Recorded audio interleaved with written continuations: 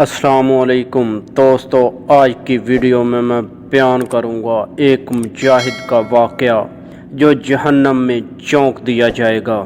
سامعین، جہاں عقیدہ کی تقویت اعلی کلمۃ اللہ یعنی عقیدہ کو منوانے کے لیے جہاد کو فرض کیا گیا، وہاں اتنی بڑی شان و شوکت اور فضیلت کے حامل مجاہد کی نجات اخروی کامیابی کا دار و مدار بھی عقیدہ کی اصلاح و درستگی پر ہے۔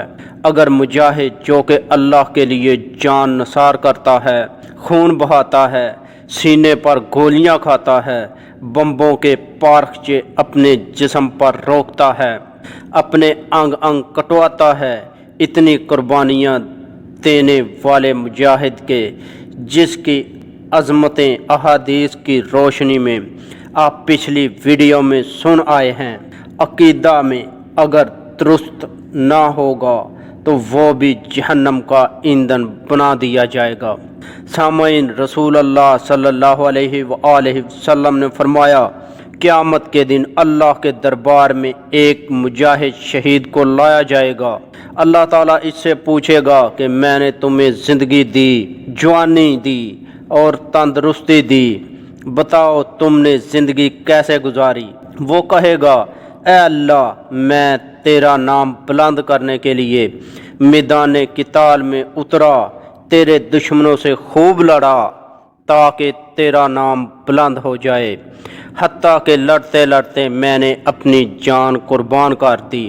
اللہ تعالیٰ فرمائیں گے کہ تم جھوٹ بولا، تو صرف اس لیے لڑا کہ تمہاری شہرت ہو کہ بہت بہادر ہے، شجاع ہے اور کمال، یعنی تیرا عقیدہ تو ریاکاری اور دکھاوے کا تھا، نہ کہ میری رضامندی اور میرے کلمے کی بلندی کا۔ لہٰذا اس ریاکاری کی نیت والے عقیدے کا اس پر یہ وبال پڑے گا کہ اللہ تعالیٰ فرشتوں کو حکم دیں گے تو وہ اس کو زنجیروں میں باندھ کر گھسیٹتے ہوئے ساری دنیا کے سامنے جہنم کی طرف لے چلیں گے، اور پھر اس کو اونڈے منہ پٹا کر جہنم میں پھینک دیا جائے گا۔ یہ نہ دیکھا جائے گا کہ یہ مجاہد ہے، غازی ہے، شہید ہے، بلکہ اس کا عقیدہ دیکھا جائے گا، نیت کا لحاظ رکھا جائے گا جو ریاکاری پر مبنی تھا، اور اس کی سزا اس کو یوں دی جائے گی۔ اس سے ثابت ہوا جہاں عقیدے کی درستگی اصلاح کرنے کے لیے فرض کیا گیا ہے، وہاں اس جہاد جیسے عظیم عمل کے حاملین مجاہدین کا اپنا عقیدہ بھی اگر شرک و ریاکاری وغیرہ سے پاک ہوگا تو تب جہاد ان کو فائدہ دے گا، ورنہ نہیں۔ اس بات کی نشاندہی کرتے ہوئے رسول اللہ صلی اللہ علیہ وآلہ وسلم کے نہایت پیارے صحابی سیدنا ابو ہریرہ رضی اللہ تعالی عنہ سے بیان کرتے ہیں کہ قیامت کے دن سب سے پہلے ایک شہید کا فیصلہ کیا جائے گا۔ اللہ تعالیٰ اسے اپنی نعمتیں گنوائے گا اور شہید ان نعمتوں کا اقرار کرے گا۔ اللہ تعالیٰ اس سے پوچھے گا، تو نے ان نعمتوں کا حق ادا کرنے کے لیے کیا کیا؟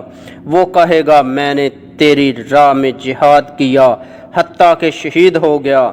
اللہ تعالیٰ ارشاد فرمائیں گے، تو جھوٹ بولتا ہے، تو نے بہادر کہلوانے کے لیے جہاد کیا، سو دنیا میں تجھے بہادر کہا گیا۔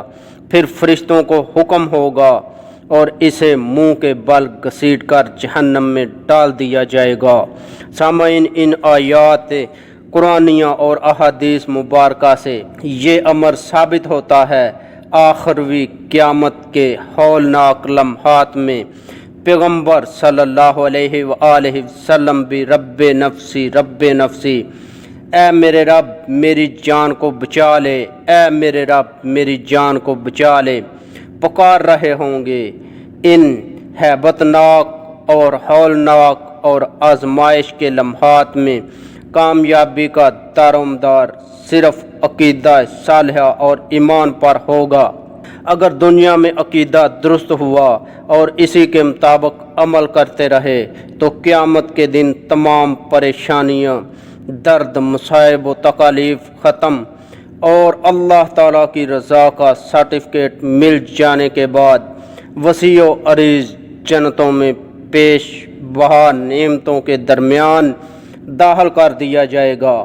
اور اگر عقیدہ درست نہ ہوا تو ناکامی مقدر ٹھہرے گی اور ہرگز بخشش نہ ہوگی، اور اس کے نتیجے میں یوں بد عقیدہ شخص کو گھسیٹ کر لے جایا جائے گا اور اٹھا کر جہنم میں پھینک دیا جائے گا کہ جہنم کا ایندھن بن کر یہاں رہ اور گلتا سڑتا رہ۔ لہٰذا آج ہی ہمیں اپنے عقیدے کی تحقیق کر لینی چاہیے کہ کہیں اس میں فاسد اور اجمی عقائد کی آمیزش تو نہیں۔ تحقیق کریں، جستجو کریں، اپنے عقائد کی اصلاح کریں تاکہ آخرت میں ساقی کوثر کے ہاتھوں جام کوثر کے حقدار بن سکیں اور کامیابیاں ہمارا مقدر ٹھہریں۔ دوستو، امید کرتا ہوں آپ کو میری یہ ویڈیو پسند آئی ہوگی۔ اگر ویڈیو پسند آئی تو ویڈیو کو لائک کریں، اپنے دوستوں کے ساتھ شیئر کریں، اور ایسی اچھی ویڈیو دیکھنے کے لیے ہمارا چینل مہربان وائس ٹی وی سبسکرائب ضرور کریں، اور مجھے اجازت دیجیے اگلی ویڈیو تک کے لیے۔ اللہ حافظ۔